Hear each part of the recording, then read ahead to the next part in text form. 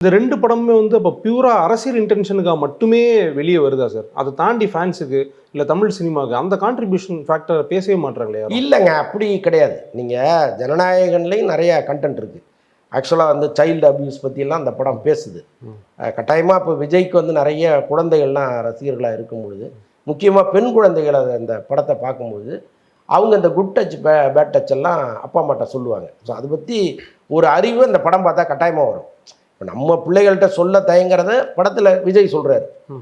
அப்ப அவங்களுக்கு அது ஈஸியா பதியும்னு வச்சுக்கங்களேன். ஏதோ ஒரு வகையில் 2 படமுமே பாடமா தான் இருக்கு. இப்ப பராசக்தியை பொறுத்தளவுக்கு 60களில் எவ்வளோ பெரிய மாற்றத்தை வந்து இந்த தமிழ்நாடு சந்திச்சிருக்கு அப்படிங்கிறது தான் அந்த படம் சொல்ல வர்றது. அதை வந்து ரொம்ப பிரமாதமாக அவங்க பண்ணதெல்லாம் சொல்கிறாங்க. ஆக்சுவலாக அந்த படமே வந்து ரொம்ப எக்ஸலண்ட்டாக இருக்கிறதெல்லாம் தகவல் வருது.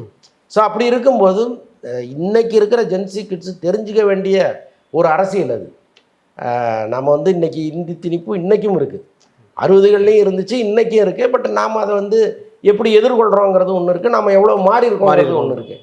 பட் இருந்தாலும் நம்முடைய முன்னோர்கள், மாணவர்கள் எவ்வளோ பெரிய போராட்டத்தை முன்னெடுத்திருக்காங்க. அன்னைக்கு அரசியலுக்காக அவர்கள் எவ்வளோ பண்பட்டு சிந்திச்சிருக்காங்க. இன்றைக்கி நாம் வந்து அப்படிலாம் சிந்திக்கிறோமா அப்படிங்கிறதுக்கெல்லாம் அந்த படம் பல கேள்விகளை மனசுக்குள்ளே எழுப்போம். ஸோ அப்படி ஒரு படமும் தேவை.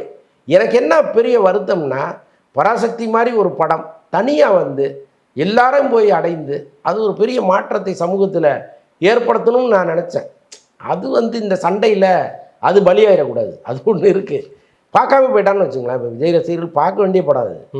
பார்க்காம போயிட்டான்னு வைங்க, இது என் தலைவனோட நீ மோதுறியா, நீ உன் படத்தை நான் புறக்கணிக்கிறேன்னு போயிட்டான்னு வச்சுங்க, நஷ்டம் வந்து படத்துக்கு கிடையாது, இவங்களுக்கு தான்.